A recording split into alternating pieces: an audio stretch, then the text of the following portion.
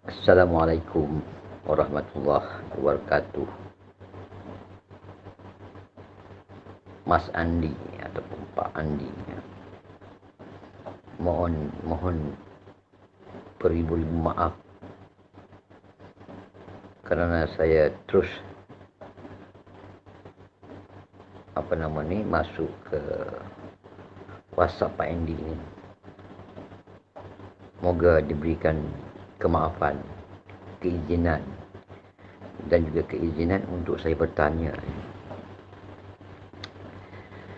Untuk pengetahuan Pak Andi, saya ni dah berulang-ulang kali mendengar audio yang menceritakan ataupun memperjelaskan tentang ruh, jiwa dan jasad. Saya tidak mahu bertanya tentang ruh. Saya cuma ingin tahu jika ada kesudian Pak Andy lah untuk memberikan sedikit pencerahan mengenai jiwa. Setelah saya berulang kali memutarkan audio ini, saya jadi pusing. Begitulah keadaannya. Ringkas saya ceritakan sini, iaitu manakah yang dikatakan sebenar-benar jiwa ini. Saya nak tahu, saya nak tolonglah Penny. Setelah saya dengar berulang kali, saya merasakan, ini saya punya kepahaman setelah saya dengar pencerahan Pak ini ni, jiwa ini boleh ke dikatakan disebut diri kita yang sebenar. Memanglah diri kita sebenar adalah jiwa. Jadi jiwa tu yang mana satu? Jadi atas kepahaman ini, saya merasakan jiwa ini iaitu dikatakan rasa sebab dia ada tapi tidak boleh dipegang, tidak boleh disentuh. Kerana jiwa ini diberi kuasa oleh ruh atau sifat Allah. Kalau melihat, jiwa tu melihat dengan ruh. Kalau apa lagi? Kalau mendengar, jiwa tu melihat melalui kuasa ruh, kuasa Allah, sifat Allah. Jadi bolehkah ataupun benarkah jiwa ni boleh dipahami dalam bentuk rasa ataupun pengetahuan? Kerana saya sudah berulang-ulang kali mendengar audio ini, saya masih susah nak faham jiwa tu yang mana satu. Jadi begitulah, sebagaimana yang saya faham tu, jiwa itu adalah rasa kita tu. Benarkah begitu Pak ini? Kerana baru-baru ini semalam saya bersolat tarawih dalam persekitaran pukul 3 pagi. Sedang saya bersolat yang terakhir tarawih ini, saya menangis tanpa didorongi, tanpa ada sesuatu. Saya menangis. Saya pun jadi bingung, kenapa saya menangis lepas itu kerana saya merasakan jasad saya ini dikendalikan oleh sesuatu. Bukan jasad saya yang melakukan solat tu. Saya merasakan ada sesuatu yang menggerakkan tangan, menggerakkan mulut, mendengar saya, ada sesuatu. Jadi dalam bentuk rasa. Jadi saya mohonlah Pak Andy beri sedikit pencerahan yang agak tepat ke ataupun bagaimana Adakah benar yang saya faham tu Pak Andy? Itu rasa saya, rasa bagi diri kita masing-masing lah begitukah Pak Andy? Jadi mohonlah Pak Andy berikan sedikit Sebelum itu saya mohon maaf kerana saya terus kepada Pak Andy ni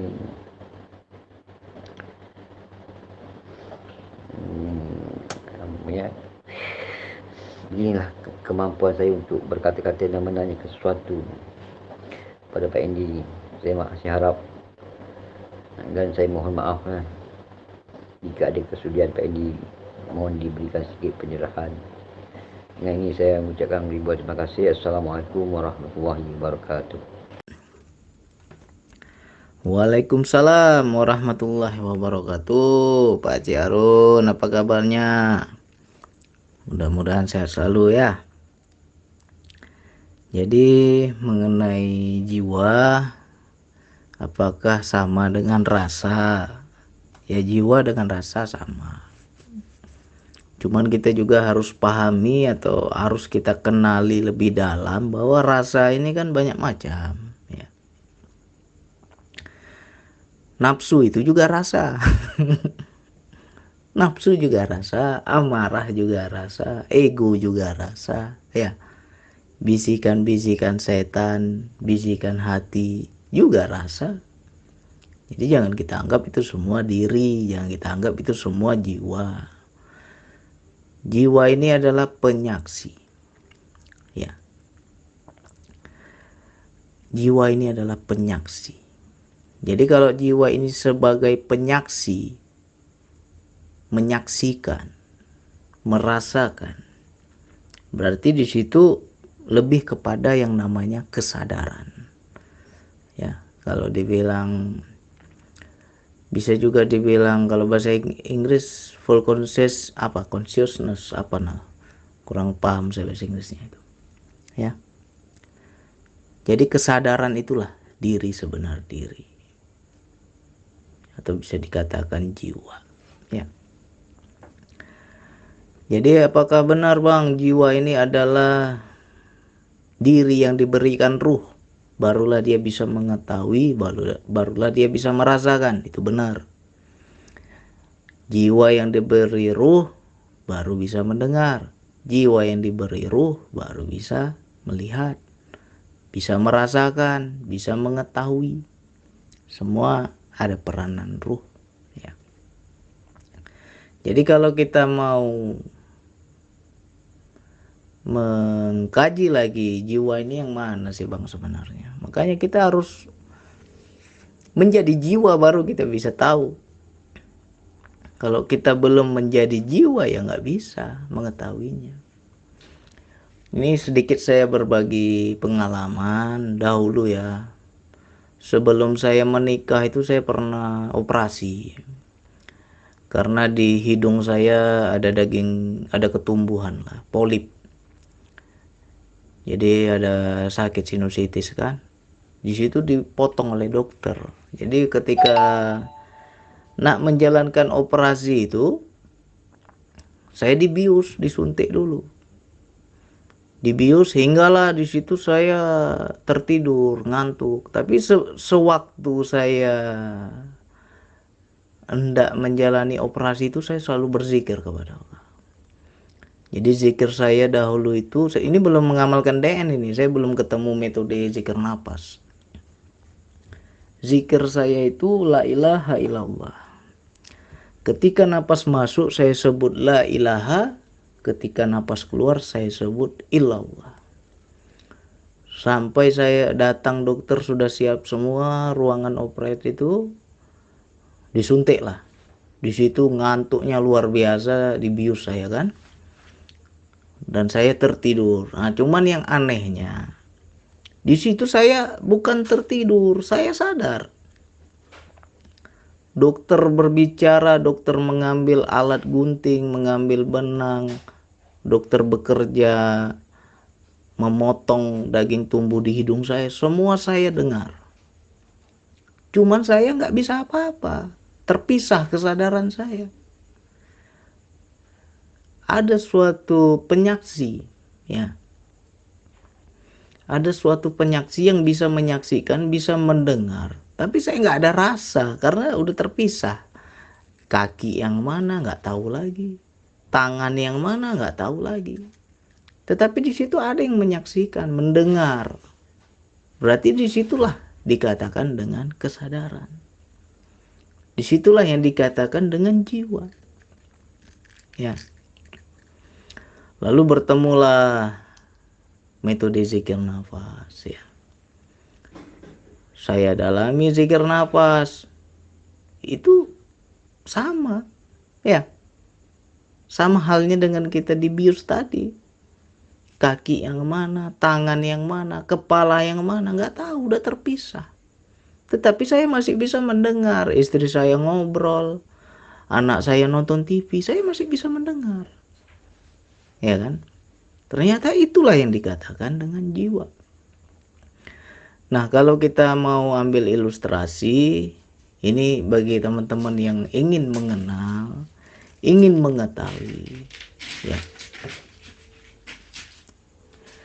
Ada satu metode latihan ini dari saya.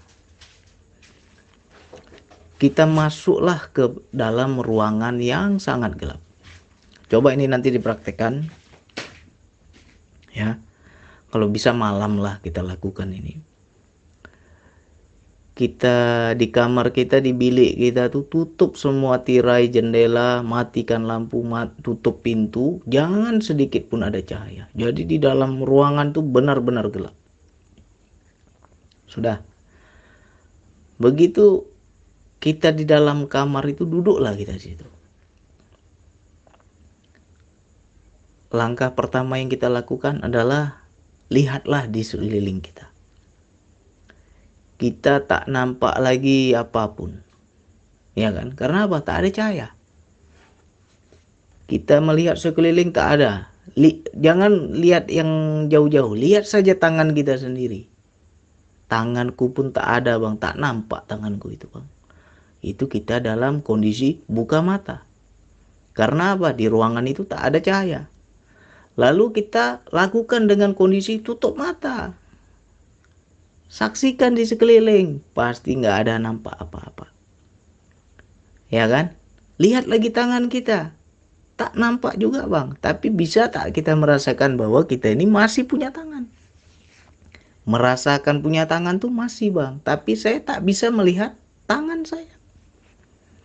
Nah, merasakan itulah yang dikatakan kesadaran. Ya. Jadi itu sama seperti saya waktu dioperasi itu. Ya kan? Saya bisa mendengar, saya tahu apa yang terjadi di ruangan operasi itu. Tetapi saya tak dapat buat apa-apa. Menggerakkan kaki tak boleh, menggerakkan tangan tak boleh. Apa yang mereka cakap semua saya tahu. Ya kan? Nah, yang menyaksikan itulah yang dikatakan dengan jiwa. Si penyaksi. Nah, jadi metode yang masuk ke kamar gelap tadi itu, disitulah kita belajar bahwa itu untuk melatih kesadaran. Buka mata tak nampak tangan. Tutup mata tak nampak juga tangan. Tetapi kita bisa merasakan tanganku ada kok. Ya kan? Yang merasakan itulah kesadaran. Ya. Seperti itulah jiwa. Tak terikat pada yang di luar, tapi yang di dalam ini bisa merasakan. Jadi jangan kita bilang jiwa itu sama seperti zohir kita. Itu bukan jiwa. Ya, itu satu. Yang kedua, ambil selai kertas koran atau kertas HPS. Ya. Ambil selai kertas koran atau kertas APS, lubangilah di tengah-tengahnya setitik saja. Yang penting mata kita bisa mengintip, bisa melihat. Atau kita punya bilik, kita ada lubang, ya kan? Kalau rumah kita rumah kayu, rumah papan, ada lubang di bilik kita, kita bisa melihat keluar. Bisa melihat ke bilik sebelah, ke kamar sebelah. Coba kita ngintip. Di situ kita tak lagi merasakan mana tanganku, mana kakiku, mana badanku, tetapi kita menyaksikan ruangan yang di sebelah itu. Itu juga dikatakan si penyaksi. Itu juga dikatakan kesadaran jiwa. Ya. Nah, jadi yang menyaksikan itulah yang dikatakan jiwa. yang merasakan, yang mengetahui, yang melihat, ya. Macam mana bang? Saya tidak, mata saya buta, saya tak boleh melihat, tapi orang buta bisa merasakan. Feeling dia ada, ya. Kesadaran dia ada. Yang menyadari itulah jiwa dia. Ya.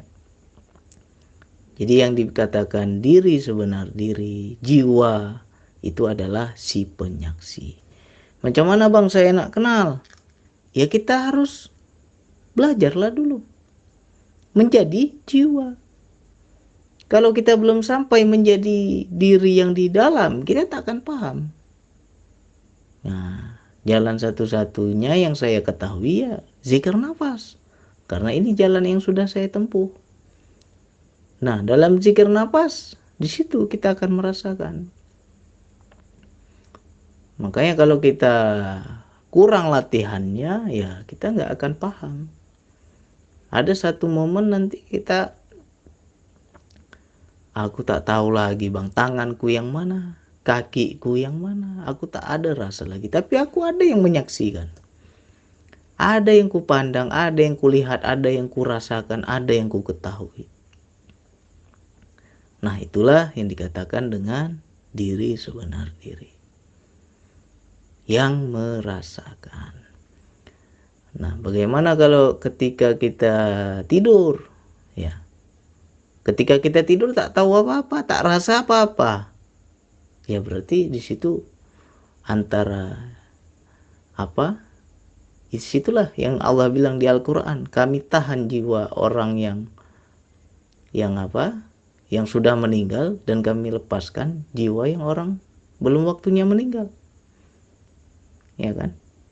Berarti di situ terpisah antara ruh dan jiwa. Sehingga tak ada rasa. Ya, selagi ruh dan jiwa bersatu, di situ masih ada rasa, masih ada pengetahuan, mengetahui, masih bisa menyaksikan.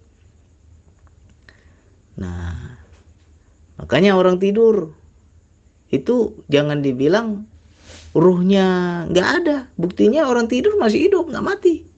Berarti ruh ada. Hanya jiwa saja yang ditarik, jiwa saja yang kembali kepada Allah. Ya, ruhnya masih ada.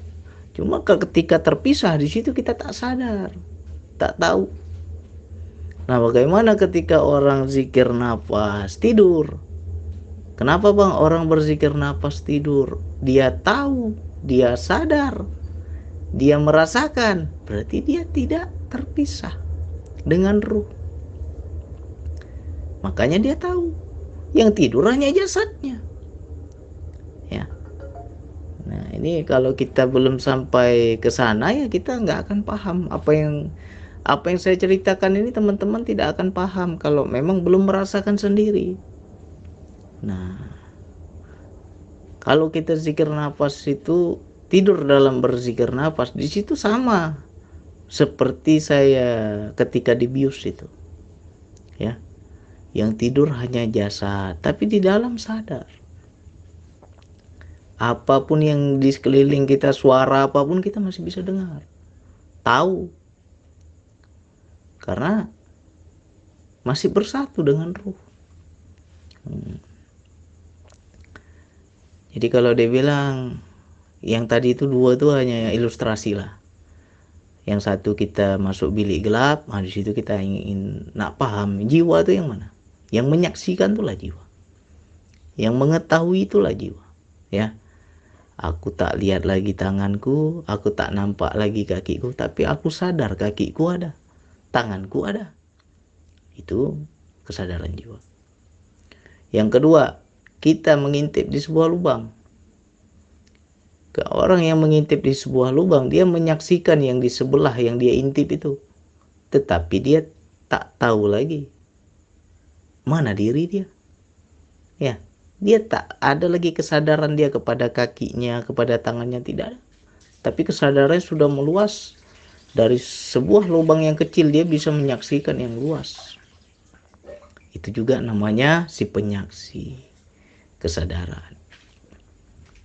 Nah, bagi kita yang sudah kenal diri, Allah cakap, siapa yang kenal diri akan kenal Allah, ya. Orang-orang yang kenal diri ini, dia bisa menyaksikan, bisa membedakan. Ketika nafsu berbicara, nafsu berbisik, dia paham. Aku ini diajak, ya. Aku ini disuruh, aku ini didorong, aku ini dirayu. Dan dia menyaksikan. Nah, kalau dia tak kenal, dia pasti ikut. Makanya banyak orang terbujuk rayu nafsu karena dia tak kenal. Dia tak paham ajakan dia. Tapi kalau orang yang kenal, nafsu yang ajak ini, tak mau aku. Lalu dia bisa membedakan, ini Allah yang perintahkan, Allah yang suruh, baru dia ikut. Patuh dia. Nah, jadi itulah bagi orang-orang yang kenal diri, kenal jiwa. Dia berdiri sendiri dia. Nah, jangan kita anggap semua rasa itu diri, tak sama. Ya. Ya contohnya saja ketika saya dibius tuh. Ya, aku tak rasa kakiku lagi. Ya kan? Tak tahu kakiku yang mana, tangan yang mana, kepala yang mana kok. Tetapi hanya ada si penyaksi saja. Nah, yang menyaksikan itulah jiwa. Ya kan? Disitulah baru kita paham. Ternyata jasadku ini hanya pakaian saja. Jasadku ini bukan diri sebenar diri. Diri sebenar diri itu adalah yang menyaksikan di dalam ini. Ya. Jadi macam mana nak kenal jiwa, nak kenal diri, tetapi kita belum jadi jiwa, kita belum jadi diri kita sebenar diri. Makanya masuklah dulu pada diri, masuklah pada jiwa. Di situ kita baru paham. Ya. Macam mana bang cara nak masuk pada jiwa ini? Ya macam-macam lah cara dia. Salah satu zikir nafas, cobalah. Kalau ada cara lain, cobalah cara lain. Ya kan? Kalau saya dua saja yang sudah terjadi dan itu bukan saya sengaja.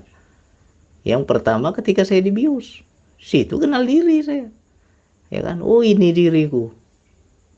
Karena apa? Saya tak tidur. Sadar. Yang kedua dalam zikir nafas. Nah.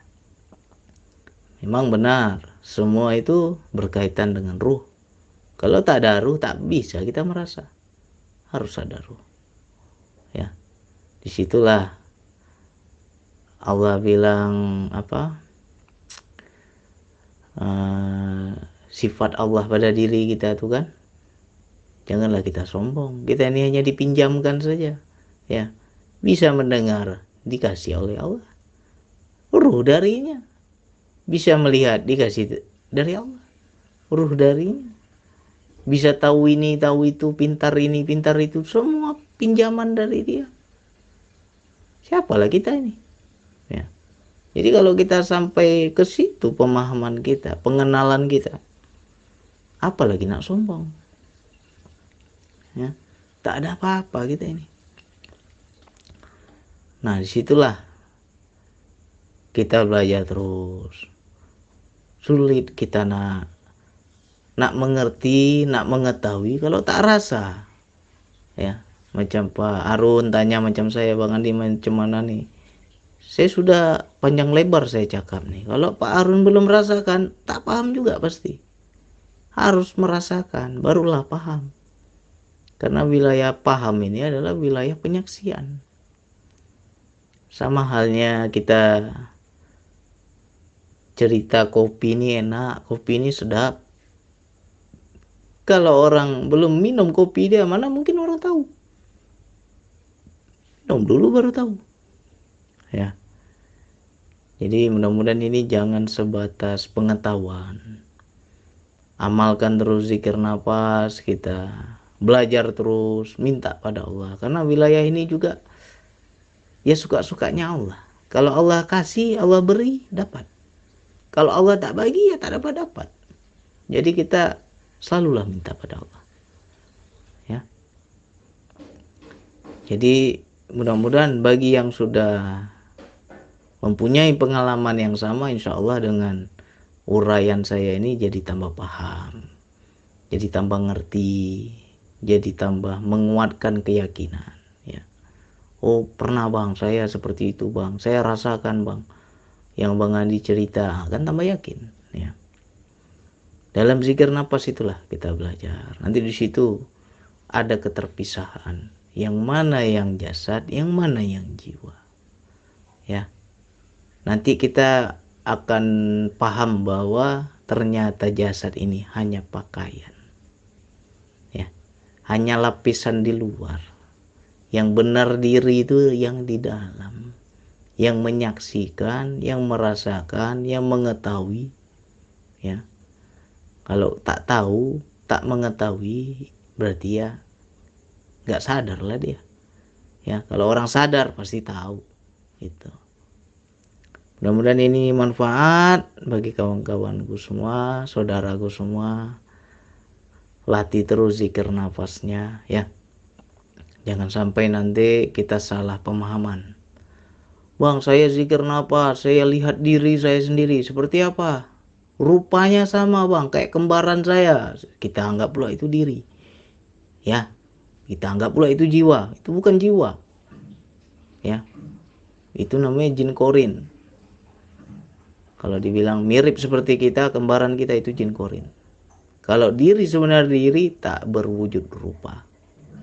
Kalau ada yang cakap jiwa saya sama bang macam saya, berarti dia belum kenal. Jiwa itu hanya sebagai penyaksi, tak ada wujud dia. Ya, saya hanya tahu bang, saya hanya paham bang, tapi saya tak bisa jelaskan saya itu seperti apa, jiwa saya itu seperti apa, tak bisa kita jelaskan. Tapi kita tahu saja. Sama halnya ketika saya dibius operasi itu, ya kan? Saya dengar semua, saya tahu semua. Tapi yang di dalam ini tak sama seperti diri saya. Ya. Yang menyaksikan itulah jiwa. Sama halnya nanti kalau kita mati, ya. Terpisahlah jiwa dan raga ini, ya. Kita hanya tahu saja. Ya. Tapi kita tak sama. Jangan dibilang jiwa itu seperti wujud rupa kita, beda. Mudah-mudahan ini bisa dipahami. Sekian dari saya. Wassalamualaikum warahmatullahi wabarakatuh. Assalamualaikum warahmatullahi wabarakatuh. Waalaikumsalam Pak Endi. Terima kasih Pak Endi. Terima kasih Pak Endi. Ya Pak Endi. Masya Allah. Allah Akbar. Benar ya. Kalau jiwa kita sekarang pahami dalam bentuk rasa, ya rasa ego pun rasa juga, rasa bisikan pun rasa juga. Ya, benar. Oh, sebagaimana yang Pak Endi bicara ni, iaitu metode di dalam kamar gelap, ya. Sebelum ini pun pernah saya lakukan, dan saya juga pernah mendengar satu audio daripada Pak Endi juga. Latihan yang metode yang duduk di dalam ruang gelap, ada saya buat, ada saya lakukan lah.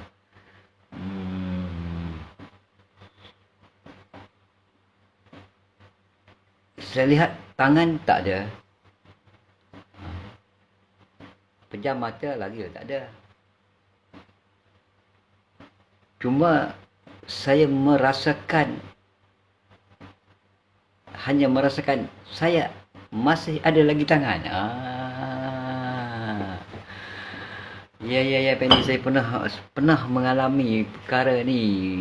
Rupanya kita katakan jiwa ni lebih luas, dikatakan kesadaran. Itu yang dikatakan kesadaran, ataupun itulah jiwa kita, yang saya mengambil pendekatan yang tidak berbentuk, tak ada bentuk. Mana kita nak ceritakan pun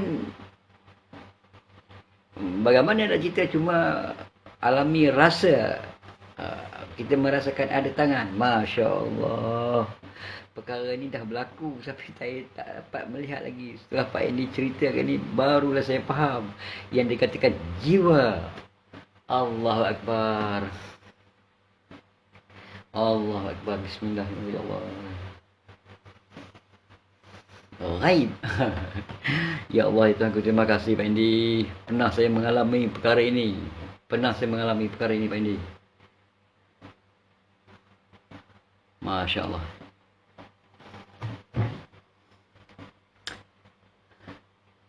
Ya Pak Andy, saya tak boleh bicara apa lagi.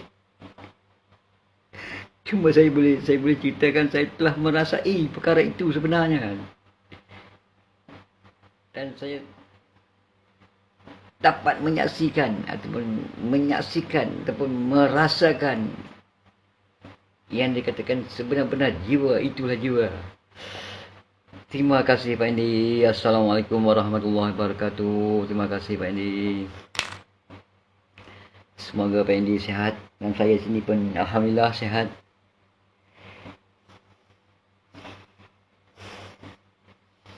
Dan juga di kesempatan ini saya mengucapkan kepada Pak Andy, sekeluarga, tak lama lagi kita nak berhari raya, menyambut hari lebaran.